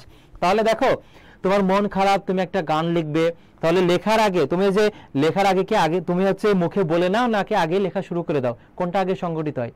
আগে মুখে বলার কাজ। তাহলে মনে রাখবে এই ধ্বনি হচ্ছে কি বলতো তোমার মৌখিক রূপ, কি হবে? মৌখিক। আর বর্ণ হচ্ছে কি বলতো লৈখিক রূপ। তাহলে যেটা আগে সংগঠিত হবে সেটা কি হবে বলতো? ক্ষুদ্রতম অংশ। তাহলে শব্দের ক্ষুদ্রতম অংশ কি? ধ্বনি হবে। বাক্যের ক্ষুদ্রতম অংশ কি? শব্দ হবে। আর ভাষা থেকে তিনটা প্রশ্ন বেশি আসে। ভাষার মানুষের মনের ভাব প্রকাশের প্রধান মাধ্যম হচ্ছে ভাষা, এর মূল উপাদান। তাহলে ভাষার মূল উপাদান হবে কি বলতো? ধ্বনি হবে। মূল উপাদান, মূল উপাদান হবে ধ্বনি। উপাদান মানে কি আমি একটু বিস্তারিত ভেঙে বোঝাই।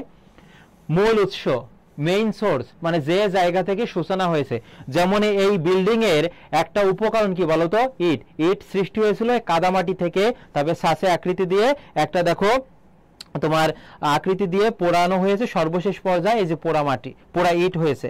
তাহলে উপকরণ, উপকরণ হবে বাক্য। যেমন আমরা উপকরণ লিখি, দেখো উপকরণ যখন লিখি এখানে কি আছে দেখো? ক আছে। আর বাক্যতে কি আছে দেখো তো? ক আছে। তাহলে উপকরণ হবে বাক্য, আর উপাদান হবে কি বলতো? ধ্বনি হবে। যেমন উপাদান যখন আমরা লিখি দেখো এখানে কি আছে? দন্তান্ন ন আছে। আর ধ্বনিতে কি আছে দেখো? দন্তান্ন ন আছে। এইভাবে কিন্তু মনে রাখতে পারো। আমি কোন দিন ক্লাস নিব? আমি হচ্ছে বৃহস্পতিবার, আর হচ্ছে তোমরা সোমবার পাবে আমার ক্লাস। আগামীকাল আরেকটা ক্লাস পাবে আমার আইডিতে, তোমরা নক দিয়ে রাখবে বা জিলানি হাসান জয় এটা ফলো দিয়ে রাখবে। স্বরধ্বনির প্রতীক স্বরবর্ণ এটা তো পড়ানো হয়েছে। এবার দেখো স্বরবর্ণ এটা হচ্ছে 11টি, মনে রাখবা, জাস্ট এটা পরীক্ষায় আসে। আর ব্যঞ্জন বর্ণতে এখানে 39টি, সংক্ষিপ্ত রূপগুলো পরীক্ষায় আসে, লিখে দিয়েছি। আর কারও নিয়ে আলোচনা করলাম। কার হচ্ছে একটার কার নাই, তাকে বলা হয় যে নীল বা নীলিন বর্ণ বলা হয়, ওয়াকে। এরপর দেখো অনুবর্ণ কি? আর ফলা তো বললাম, ফলা মনে রাখার কৌশল হচ্ছে মজার লবণ, অর্থাৎ ম ফলা, জ ফলা, র ফলা, ব ফলা, আর ন ফলা। আর রেপ, রেপের পর মনে রাখবা ব্যঞ্জন বর্ণ দ্বিত্ব হয় না। যেমন আমরা যদি লিখি অর্জন বানান, তাহলে অর্জন বানান কিন্তু এটাই হবে। আবার অর্জন বানান কিন্তু এটা কখনোই হবে না, অর্থাৎ রেপের পর ব্যঞ্জন বর্ণের দ্বিত্ব হয় না। দ্বিত্ব মানে দুই, রেপের পর ব্যঞ্জন বর্ণ কখনো দুইটা হবে না। তারপরে দেখো এখান থেকে লাগবে অক্ষর। অক্ষর থেকে প্রশ্ন আসবে। অক্ষরটা খুব সহজে কিভাবে মনে রাখবে দেখো, এক নিঃশ্বাসে একটি শব্দের যতটুকু একবার উচ্চারণ করা যায় তাকে অক্ষর বলা হয়, এবং এর ইংরেজি হচ্ছে সিলেবল বলা হয়। দেখো আমরা যদি বলি ইংরেজি বর্ণ কয়টি? ইংরেজি বর্ণ হচ্ছে 26টির মধ্যে তোমার ভাওয়েল আছে কয়টি? 5টি। ভাওয়েল কয়টি? 5টি। এ, ই, আই, ও, ইউ। খুব সহজে কিভাবে মনে রাখবে? আমরা প্রপারলি ইংরেজিতেও চ্যাট করি না, আমরা বাংলায় করি না। আমরা কিসে করি বলো তো? বাংলিশে করি। যদি আমি লিখি এ এম আই, আমি তোমাকে, টি ও এম এ কে, তোমাকে ড্যাশ ড্যাশ ড্যাশ মাইর দিব, নট অন্য কিছু। তাহলে দেখো আমরা এই বাংলিশে লেখার মাধ্যমে অক্ষরগুলো নির্ণয় করা শিখবো। কিভাবে দেখো, বিগত বছরে এসেছে মধু শব্দটিতে কয়টি অক্ষর আছে? তাহলে তুমি কি এখানে বলবে যে ঘরেরবাজার.com জামশেদ মজুমদার হানি? এটা বলবা না। কি বলবা বলো তো? এখানে মধু লিখবা, M O D H U Madhu. বা অনেকে লিখতে পারে যে M A D H U Madhu, এটাও লিখতে পারে। খেয়াল করো বাংলিশে লেখার পর, হ্যাঁ আর ইউসি ইউনিটের কোশ্চেন ব্যাংক কিছুদিন পরেই পাবা। মধু, তাহলে এটা বাংলিশে লেখার পর এখানে যেই কয়টা ভয়েল থাকবে সেই কয়টা অক্ষর। দেখো তো কয়টা ভয়েল আছে? একটা, দুইটা। তাহলে অক্ষর কয়টা হবে? দুইটা। এরপর আসতে পারে জল শব্দটিতে কয়টি অক্ষর আছে? জল, বিগত বছরের প্রশ্ন সবগুলো। এটা ওয়াটার লিখবা না, কি লিখবা? বাংলিশে যে জে ও এল, জল। দেখো তো কয়টা ভয়েল আছে? একটি ভয়েল আছে। অক্ষর কয়টা হবে? একটি হবে। এরপর এসেছিল বিগত বছরে প্রেম শব্দটিতে কয়টি অক্ষর আছে? প্রেম, তোমরা নিজেরা জানাও প্রেম শব্দটিতে কয়টি অক্ষর আছে? একটু ঝটপট জানাও।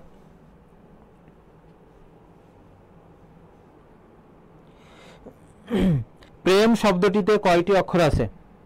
1 ঘন্টা যেতে না যেতে অনেক স্টুডেন্ট মানে হাওয়া হয়ে যায়, শেষ পর্যন্ত যারা থাকে তারাই টিকে থাকে এই লাখ লাখ শিক্ষার্থীর মধ্যে। তাহলে এখানে কি হবে বলো তো? পি আর ই এম, প্রেম।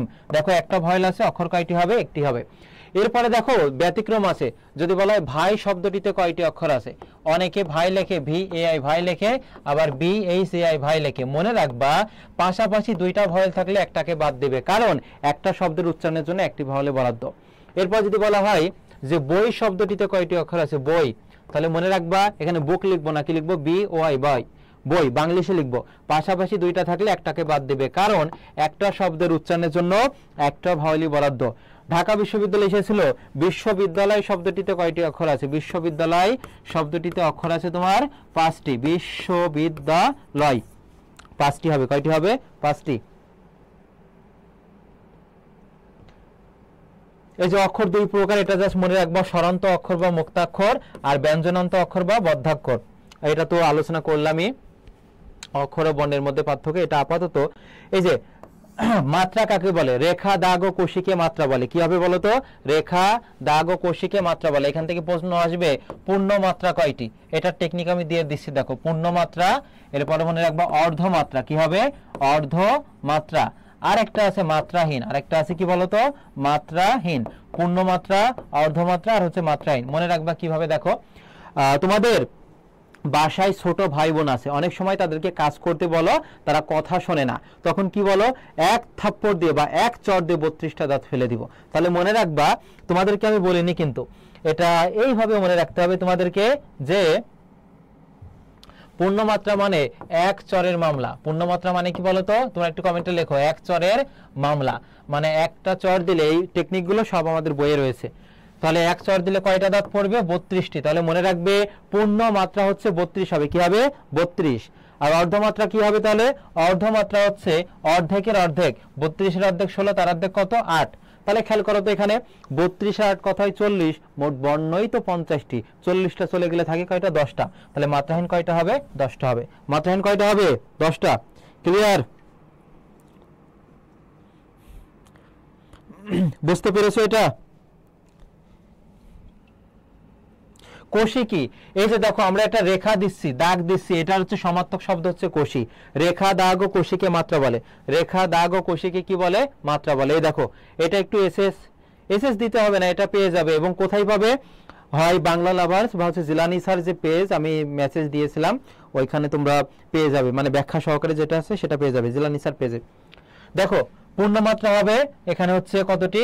এই যে তোমার হচ্ছে পূর্ণমাত্রার বর্ণ এখানে 32টি হবে। তারপর আছে দেখো, অর্ধমাত্রা হবে 8টি, আর মাত্রাহীন হবে কয়টি? 10টি। এর মধ্যে আবার স্বরবর্ণ এবং ব্যঞ্জন বর্ণ আছে। এটা কিভাবে মনে রাখবা? দেখো, আমি সহজ কৌশল একটা শিখিয়ে দিই।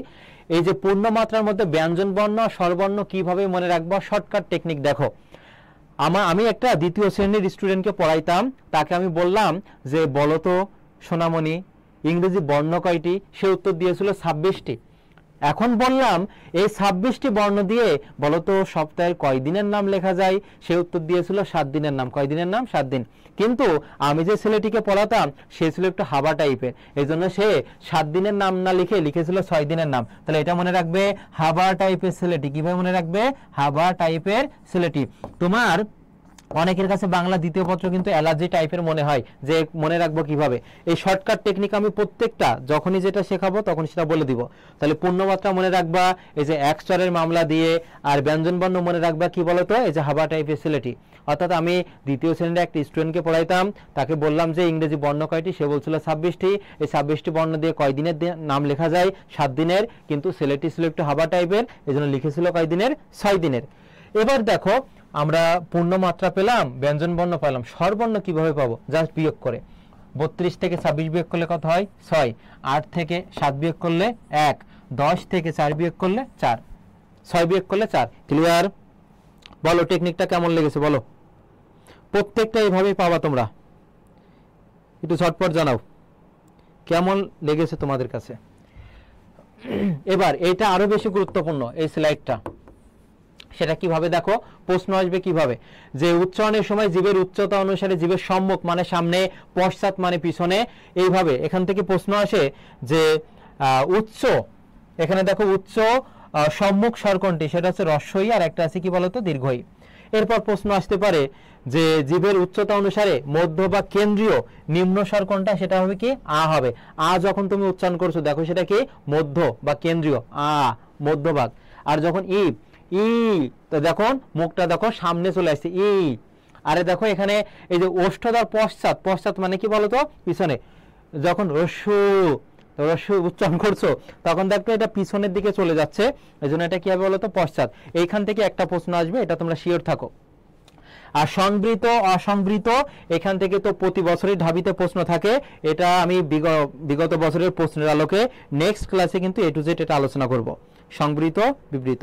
এবার দেখো দীর্ঘস্বর কয়টি, জাস্ট মনে রাখবা দীর্ঘস্বর হচ্ছে 7টি। কয়টি বলো তো? 7টি হবে। দীর্ঘস্বর কয়টি হবে? 7টি, এটা মনে রাখো। দীর্ঘস্বর কয়টি? 7টি। হ্রস্বস্বর কয়টি? 4টি। এই দুইটা থেকে একটা আসতে পারে, একটা হচ্ছে দীর্ঘস্বর হচ্ছে মনে রাখবা 7টি, হ্রস্বস্বর 4টি। সেটা কি কি? একটা হচ্ছে অ, একটা হচ্ছে হ্রস্বই, একটা হচ্ছে হ্রস্ব উ, আর একটা হচ্ছে রি। এটা হচ্ছে এই 4টা হচ্ছে তোমার কি স্বর বলো তো? হ্রস্বস্বর। দ্বিস্বর আরো বেশি গুরুত্বপূর্ণ। দ্বিস্বর হচ্ছে প্রশ্ন আসতে পারে নিচের কোনটি দ্বিস্বর বা যৌগিক বর্ণ কয়টি? যৌগিক বর্ণ হচ্ছে 2টি, মনে রাখবা। ওই এই ওইকে ভাঙলে আমরা পাই ও, আর কি পাই বলো তো? হ্রস্বই পাই। আর ওকে ভাঙলে আমরা পাই হচ্ছে ও আর হ্রস্ব পাই। যেহেতু এখানে কয়টা বর্ণ দেখো, একটা দুইটা বর্ণ মিলে কি হচ্ছে? ওই হচ্ছে। এই জন্য এখানে বলা হয় যে দ্বিস্বর বা যৌগিক বর্ণ। দ্বিস্বর বা কি বলতো? যৌগিক বর্ণ। এই দুইটা কিন্তু পরীক্ষা আসে। দ্বিস্বর বা কি হবে বলতো? যৌগিক বর্ণ। দিদার স্যার আগমন, অসংখ্য ধন্যবাদ স্যার আপনাকে, জনপ্রিয় টিচার। বাংলা বর্ণমালায় 2টি দ্বিস্বর আছে, এটা যেটা বললাম ওই আর হচ্ছে কি বলতো ও। এখানে 2টা বর্ণ মিলিত, যেমন এখানে বলে দিয়েছি আগে, ও আর রস্বই আছে, আর ও হচ্ছে ও আর হ্রস্ব আছে, এটা। এবং প্রশ্ন আসবে নিচের কোনটি দ্বিস্বর বা হচ্ছে তোমার যৌগিক স্বর। এবার দেখো এত সময় যেটা আলোচনা করলাম সেটা একটা চার্টের মাধ্যমে তোমাদের আছে, হিউজ পরিমাণ আলোচনা, সেটা একটা ছকের মাধ্যমে দিয়েছি। সেটা দেখো আমাদের এই বাংলা বিচিত্রা বই থেকে কিন্তু এটা আমি নিয়েছি। মৌলিক স্বর হচ্ছে 7টি, কি কি একটু দেখে নিও। যৌগিক স্বর জ্ঞাপক সেটা 2টা, একটা হচ্ছে ওই, একটা হচ্ছে ও। আর দীর্ঘস্বর হচ্ছে 7টি। হ্রস্বস্বর কয়টি বলো তো? 4টি হবে। কয়টি হবে? 4টি। তুমি অ্যাডমিশন সিজনে যত বেশি শর্টকাট তুমি শিখবা, তোমার ভাইয়া আপুরা যত বেশি শর্টকাট শেখাবে, তত বেশি তুমি তোমার জীবনে অধঃপতন ডেকে আনবা। আমি এটা এখন বলে রাখছি, প্রয়োজনে স্ক্রিন রেকর্ড করে রাখো। পরীক্ষার শেষ দিন, পরীক্ষা মানে হল থেকে বের হয়ে আমাকে এটা ওই ভিডিওটা আমাকে দিবে। যত বেশি শর্টকাট তুমি মানে বিভিন্ন আজাইরা শর্টকাট শিখবা, তত বেশি তুমি বাস খাবা।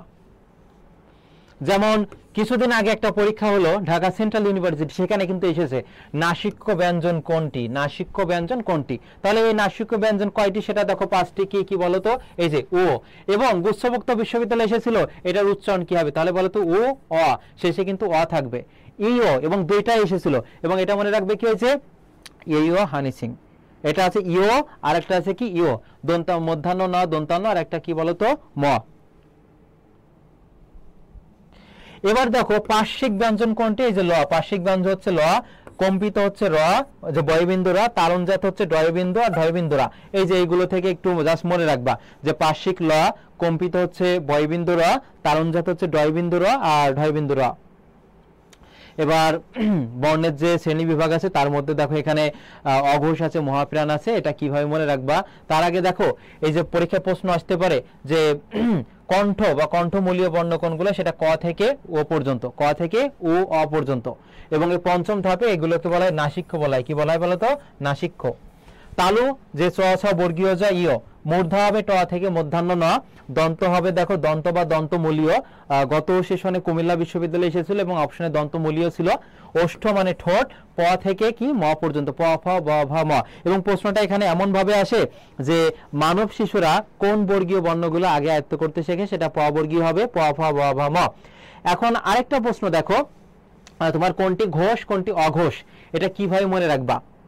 কোনটি ঘোষ আর অঘোষ? দেখো দ থেকে হচ্ছে দই, দ থেকে কি বলতো? দই। দই তৈরি করে কারা বলতো? ঘোষেরা। তাহলে মনে রাখবা দয়ের উপরে যেগুলো আছে, দয়ের পাশে, দয়ের নিচে, সেই সবগুলো কি হবে? ঘোষ হবে। আর এই যে শুরুতে যেটা থাকে অর্থাৎ ক খ, এই 2 বর্গীয়, সেটা অঘোষ হবে। কি হবে? অঘোষ। আর এক ক্যাটাগরি প্রশ্ন আসতে পারে কোনটি অল্প প্রাণ কোনটি মহাপ্রাণ। মনে রাখবা বর্ণ উচ্চারণ করার সময় যদি এই যে উপরে থাকে করের উপরে, তাহলে সেটা অল্প প্রাণ, মাঝে থাকলে মহাপ্রাণ। তাহলে ক কোথায় আছে দেখো? উপরে, কি হবে? অল্প প্রাণ। খ কোথায় আছে? মাঝে, মহাপ্রাণ। এখান থেকে বেশি আসে এই যে ঠ, এটা অল্প প্রাণ নাকি মহাপ্রাণ? তাহলে ট উচ্চারণ করো, এই যে ট কোথায় আছে দেখো? উপরে আছে, ট অল্প প্রাণ হবে। আর যেটা মাঝে থাকবে উচ্চারণ করার সময় সেটা মহাপ্রাণ। ঠিক তেমনি ভাবে ঘ, ঘ কি বলতো? মহাপ্রাণ হবে, যেন বাতাস বেশি বের হয়। বা এইভাবে তুমি মনে রাখতে পারো যে যেটা উচ্চারণ করার সময় তোমার বাতাস বের হবে, যেমন ক বাতাস বের হচ্ছে না, এটা অল্প প্রাণ। খ বাতাস বের হচ্ছে, ঘ বাতাস বের হচ্ছে, তাহলে এটা মহাপ্রাণ হবে। বাতাস বের হলে মহাপ্রাণ, না হইলে কি হবে বলো তো, অল্প প্রাণ। এই টেকনিক 2 থেকে 3টা দিলাম, যেটা আয়ত্তে রাখতে পারো সেভাবে পড়বা। ক থেকে ম পর্যন্ত 25টি বর্গীয় ধ্বনিকে কি বলা হয় বলো তো, বর্গীয় ধ্বনি বলা হয়। কি বলা হয়? বর্গীয় ধ্বনি। বাংলা অভিধানে ক্ষীয় বর্ণ কোথায় থাকে? যে ক বর্ণের অন্তর্ভুক্তি হিসেবে পলাশ্রয়ী, মানে অন্যের উপর আশ্রয় করে। যেমন চন্দ্রবিন্দু কিন্তু নিজে নিজে এটা উচ্চারিত হতে পারে না। চাঁদ দেখো চ এর উপরে কিন্তু এটা, অর্থাৎ অন্য বর্ণের উপর আশ্রয় করে কিন্তু উচ্চারিত হচ্ছে, এজন্য বলা হয় এটা পলাশ্রয়ী বর্ণ। 3টি অনুস্বার, বিসর্গ আর চন্দ্রবিন্দু। অনুস্বার, বিসর্গ আর কি বলতো, চন্দ্রবিন্দু হবে। এরপর বাংলা বর্ণমালায় ভুক্ত ওই আর ওই কি বলতো, একটু জানাও, একটু ঝটপট জানাও। আর তোমরা শেষ মুহূর্তে আরেকটি বার শেয়ার করে দাও, তোমাদের সবাইকে পিডিএফ দিব এবং কোথায় পাবে সেটা আমি বলে দিব, জাস্ট আর একটি বার শেয়ার করে দাও, আমি দিব প্রত্যেকেই। এই যে ওই, এটাকে ভাঙলে আমরা পাবো ও আর রস্যই পাবো। আর একটা দেখো ওই, একটা এটাকে ভাঙলে আমরা পাবো ও আর রস্যই। অনেক পেইড ব্যাচেও আমি জানি, আমি তোমাদেরকে, তোমরাও স্বীকার করবা যে এত একটা ক্লাসে এত তথ্য কখনো ব্যাখ্যা সহকারে ছন্দ সহকারে পড়াবে না, যেটা আমি 16টা লেকচারের মাধ্যমে A to Z সব শেষ করব। সেক্ষেত্রে কি হবে বলতো, এখানে যৌগিক বর্ণ হবে। কি হবে বলতো, যৌগিক বর্ণ বা দ্বিস্বরও থাকতে পারে। যৌগিক বর্ণ বা কি থাকতে পারে, দ্বিস্বর। দ্বি লেখ না, গ হবে। সিনথিয়া ধন্যবাদ তোমাকে। সাবিয়া ইসলাম অসংখ্য ধন্যবাদ। এবার বলো বাংলা ভাষার স্বরবর্ণ কতটি আর স্বরধ্বনি এর অনুপাত কতটি? একটু আগে আমি পড়িয়েছি।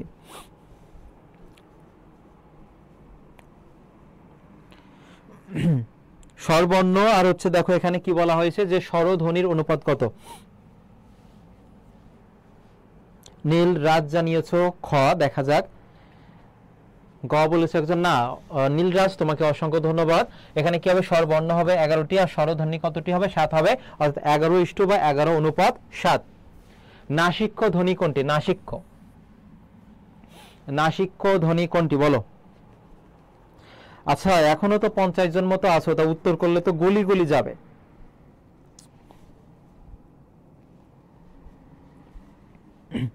কি হবে বলো, নাসিক্য ধ্বনি কোনটি? অন্তস্থ এটা হবে না, ওই এটা তো দ্বিস্বরের মধ্যে যাবে, হ তো আসবে না, এটা কি হবে বলো তো, ম।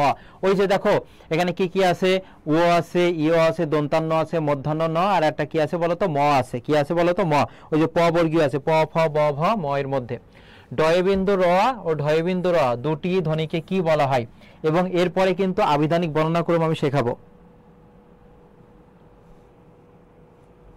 আর 20 মিনিট আমার সাথে থাকো, আর 20 মিনিট। তাহলে কম্পনজাত যদি বলা হতো সেক্ষেত্রে বলা হতো কি হতো, র হতো। পার্শ্বিক বললে কি হতো, পার্শ্বিক যদি বলতো সেক্ষেত্রে কি হতো, ল হতো। তাহলে এখানে ডয়বিন্দু র ঢয়বিন্দু র এটা কি হবে বলতো, তারণজাত হবে। কি হবে বলতো, তারণজাত ধ্বনি। তারণজাত ধ্বনি হবে। সঠিক উত্তর হবে গ হবে, তারণজাত ধ্বনি। নাম্বার দিয়ে উত্তর করবা। কোনটি কম্পনজাত ধ্বনি? কোনটি কম্পনজাত ধ্বনি? অনেক কঠিন প্রশ্নের মধ্যে 2-1টা সহজ প্রশ্ন দিবে, তুমি জানা প্রশ্ন কিন্তু ভুল করে আসবা, এদিকে একটু খেয়াল করবা।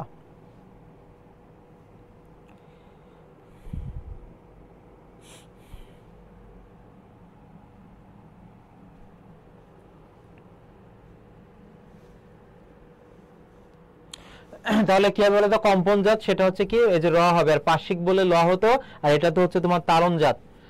সন্ন্যাসী শব্দটিতে কয়টি অক্ষর আছে? গত সেশনে কুমিল্লা বিশ্ববিদ্যালয়টি এসেছে। সন্ন্যাসী এটাতে কয়টি আছে?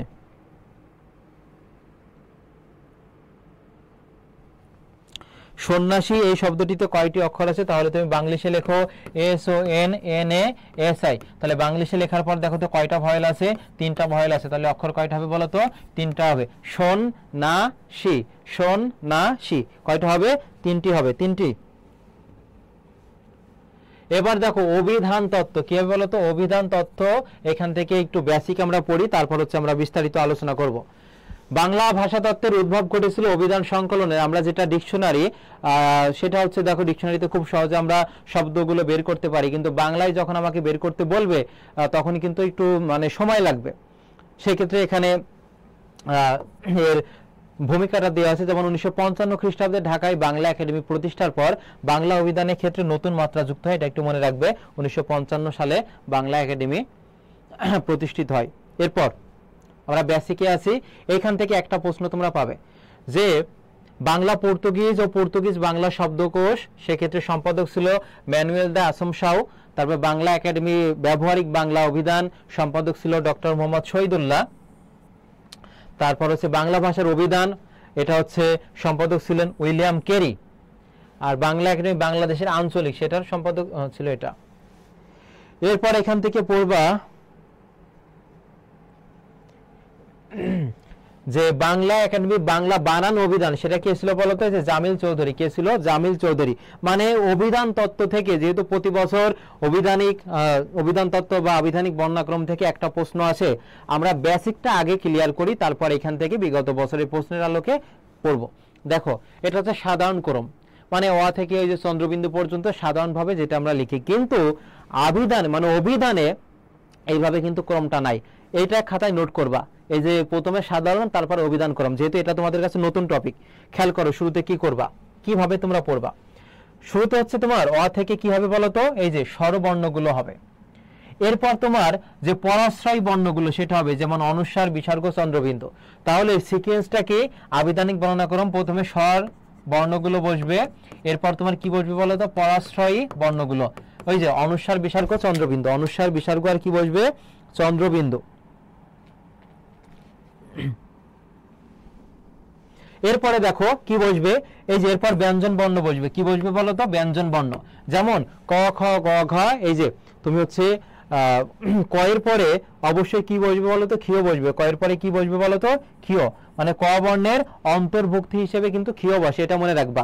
এই যে এখানে দিয়েছি দেখো, ক্ষিয় এর অবস্থান ক বর্ণের শেষে, মানে আবিধানিক বর্ণনা ক্রমে সেক্ষেত্রে ক বর্ণের পরে কি বসবে বলতো? ক্ষিয় বসবে। এরপর যে বর্ণটা দেখতে যেমন তার পাশে সেটা বসবে। যেমন ড এর পরে দেখো ড বিন্দু র বসেছে, ঢ এর পরে ঢ বিন্দু র, ত এর সাথে কি বসেছে? খণ্ড ত বসেছে। এইভাবে, এবং সর্বশেষ বর্ণ হচ্ছে হ। এখান থেকে কয়টা ক্যাটাগরি প্রশ্ন আসতে পারে দেখো? আবিধানিক বর্ণনা ক্রমে তোমার হচ্ছে সর্বশেষ বর্ণ কোনটি, সেটা কি হবে বলতো? এই যে হ হবে। আর ক্ষীয় বর্ণের অবস্থান কোথায় বলতো? ক বর্ণের অন্তর্গত ভুক্তি হিসেবে, এটা মনে রাখবা। এবার প্রশ্নগুলো দেখো। যুক্ত অক্ষরের বর্ণ, এটা 2017-18 সেশনে জাবিতে এসেছিল। কার প্রথমে আকার বসবে? রস্বইকার, রস্যকার, দীর্ঘকার, রিকার, এ কার, এইভাবে বসবে। ফলা চিহ্ন প্রথমে হচ্ছে ন ফলা, তারপর ম ফলা বসবে, ব ফলা, জ ফলা, র ফলা, এইভাবে কিন্তু ধারাবাহিকভাবে সিকোয়েন্স মেনটেন করবে। এটা যখন পিডিএফ দিব তখন খাতায় নোট করে রাখবে। এবার দেখো বিগত বছরের প্রশ্ন। বলো, আমি যদি তোমাদেরকে বলি যে অ্যাপেল বা হচ্ছে অ্যান্ড, তারপর যদি বলি ইট, এগ বলি যদি, তারপর যদি বলি ডগ, আমি এই তিনটা শব্দ দিয়ে যদি তোমাকে বলি যে সবার আগে কোনটা বসবে, তুমি খুব সহজে কিন্তু উত্তর করতে পারবা যে এখানে বসবে কি অ্যান্ড আগে, তারপর ডগ, তারপরে কি এগ বসবে। কিন্তু আমি যখন বাংলায় দেব তখন কিন্তু এটা উত্তর করতে একটু তোমার মানে সমস্যায় তুমি পড়বে। এক্ষেত্রে দেখো আবিধানিক ক্রমে সাজানো শব্দগুচ্ছ কি? তাহলে শুরুতে স্বরবর্ণ, এরপর পরাশ্রয়ী বর্ণ বসে, তারপর ক, ক এর পরে ক্ষীয়, এরপরে যে বর্ণটা দেখতে যেমন বা উচ্চারণের সময় যেমন আওয়াজ হয় তারপরে সেটা বসবে। তাহলে এখানে দেখো, এখানে অ আছে, এখানে অ, আমরা এটা পরে দেখি। এখানে ক, এখানে ক, এখানে ক আছে। তাহলে প্রথম বর্ণ দিয়ে আমি নির্ণয় করতে পারছি না যে শুরুতে কোন বর্ণটি বসবে। তাহলে আমার কার কাছে যেতে হবে? এর সাথে এই বর্ণের সাথে কোন কার আছে তার কাছে যাই। দেখো এখানে প্রথমে আছে আকার আছে, এখানে কি আছে? আকার, এখানে আছে রস্যকার। তাহলে সিকোয়েন্সটা ঠিক আছে। দ্বিতীয় অপশনে দেখো এখানে বর্গীয় জ, এখানে চ, এখানে দন্ত স আছে। তাহলে সিকোয়েন্সটা ঠিক আছে কিনা দেখো তো। আগে কার বসার কথা? চর বসার কথা, কিন্তু আগে বসেছে কি? বর্গীয় যা। তাহলে এই সিকোয়েন্সটা ঠিক নাই। দ আছে, এখানে দ, এখানে আছে দ আছে।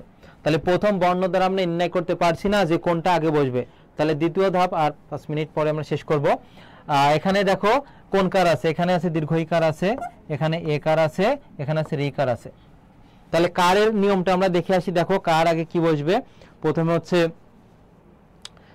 কারের সিকোয়েন্সটা এখানে আছে। সেক্ষেত্রে দেখো এখানে তোমার পরেরটা কি আছে? ঘ, এখানে আছে হ, এখানে তালবস্যা আছে। তাহলে সিকোয়েন্সটা কিন্তু এখানে ঠিক নাই। আগে তালবস্যা বসে, তারপর তো হ বসে, তাই না? তাহলে এই সিকোয়েন্সটা এখানে ঠিক নাই। এখানে দেখো এখানে গ আছে, এখানে গ, এখানে গ। তাহলে প্রথম গ এর সাথে কোন কার আছে? রিকার আছে। দ্বিতীয় গয়ের সাথে কি আছে ওকার আছে, আর এই গয়ের সাথে কোনো কার নাই, তার মানে এখানে কি আছে কোনো কার নাই, এখানে অ আছে, কি বলতো অ। তাহলে বসার কথা শুরুতে কার বলতো গণ্যকে, কিন্তু শুরুতে এটা বসেনি, সিকোয়েন্সটা এখানে ঠিক নাই। তাহলে কোন সিকোয়েন্সটা ঠিক আছে দেখো, এখানে ক নম্বরটা, এখানে অ আছে, এখানে অ, এখানে অ। তাহলে প্রথম বর্ণ দ্বারা আমরা নির্ণয় করতে পারছি না যে সিকোয়েন্স ঠিক আছে কিনা, তাহলে দ্বিতীয় বর্ণের কাছে যাব। এখানে আছে অনুসার, এখানে আছে ক, এখানে আছে কি বলতো ও। তাহলে দেখো তো আমরা সিকোয়েন্সটা দেখে আসি যে স্বরবর্ণ অনুসারে তোমার আবিধানিক বর্ণাক্রম অনুসারে প্রথমে ওই যে স্বরবর্ণ বসে, পরাশ্রয়ী বর্ণ, এরপর কি বসে বলতো ক, ক এর পরে ক্ষীয়। তাহলে এই সিকোয়েন্সটা কিন্তু এখানে ঠিক আছে, মানে কোনটার পরে কোনটা বসবে এই সিকোয়েন্সটা কিন্তু এখানে ঠিক আছে।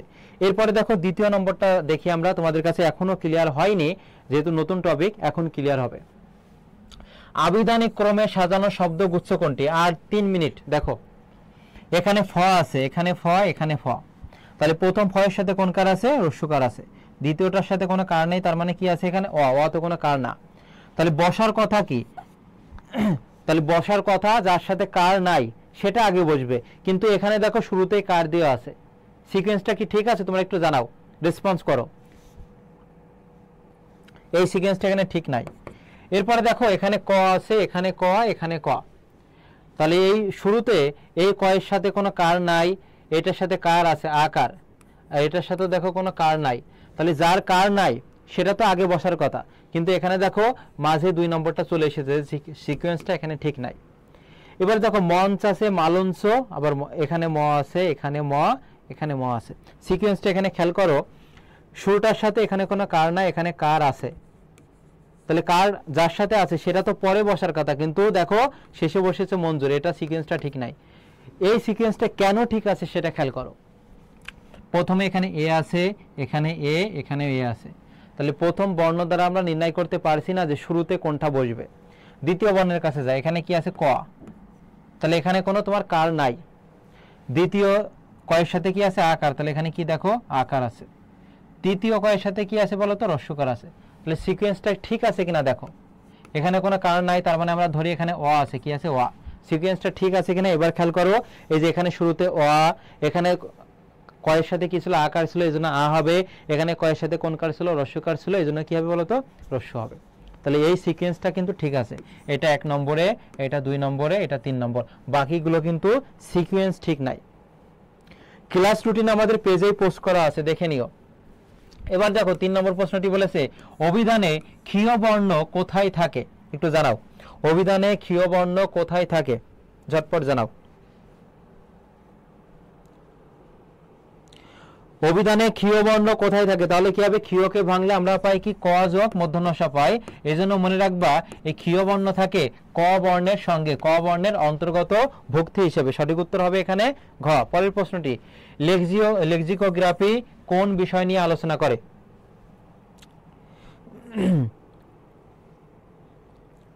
লেক্সিকোগ্রাফি এটা কোন বিষয় নিয়ে আলোচনা করে একটু জানাও।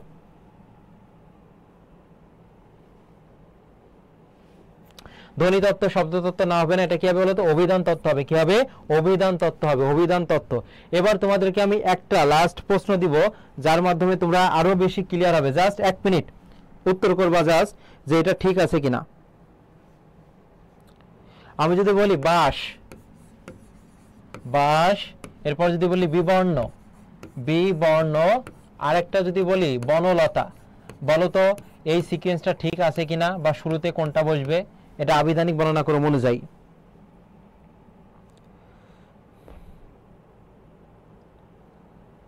এরপর আরেকটা যদি বলি খদ্দর, খদ্দর, খবর, খদ্দর, খবর, আরেকটা যদি বলি আমি ক্ষতি, তাহলে এই যে আমি 2টা তোমাদেরকে দিয়েছি, কোন সিকোয়েন্সটা ঠিক আছে বা কোনটার পরে কোনটা বসবে একটু জানাও, চেষ্টা করো। শুরুতে কি বসে বলো তো স্বরবর্ণগুলো বসে, এরপর পরাশ্রয়ী বর্ণ মানে অনুস্বার, বিসর্গ, চন্দ্রবিন্দু এটা বসে, এরপর তোমার হচ্ছে ক এর পরে ক্ষীয় বসে। এই সিকোয়েন্সটা দেখো এখানে বলেছে বাঁশ, বিবর্ণ, বনলতা, শুরুতে কাজ হবে তোমার কি প্রথম বর্ণের কাছে যায়, এখানে কি আছে ব, বয়ের সঙ্গে একটা কি আছে বলো তো আকার, তাহলে এখানে আ লিখে রাখো। দ্বিতীয় দেখো বয়ের সাথে কি আছে, এখানে রস্যইকার আছে, এটা লিখে রাখো। তৃতীয় বয়ের সাথে দেখো কোনো কার নাই, তাহলে মনে রাখবে এখানে কি আছে অ আছে, অ তো কোনো কার না, জাস্ট বোঝার জন্য দিয়েছি এখানে।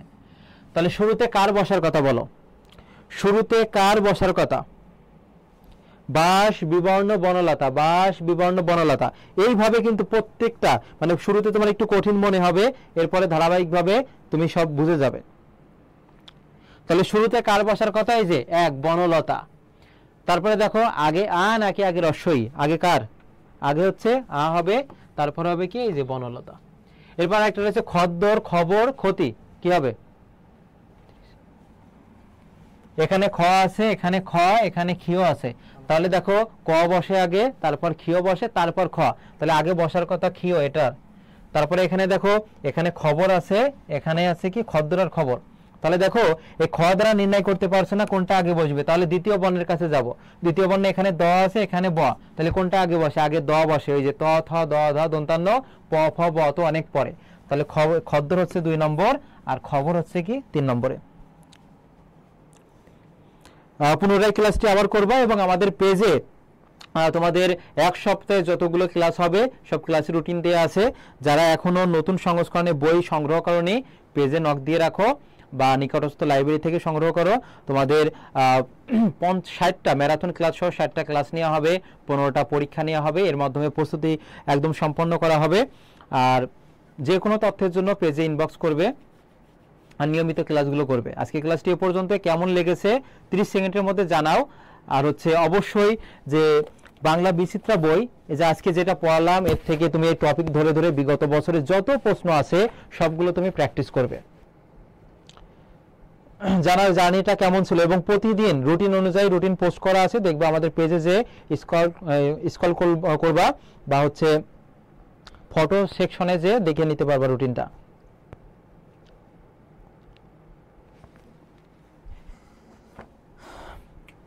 ক্লাসটি পুনরায় আবার করবা। দেখা হবে আগামী কোনো এক ক্লাসে।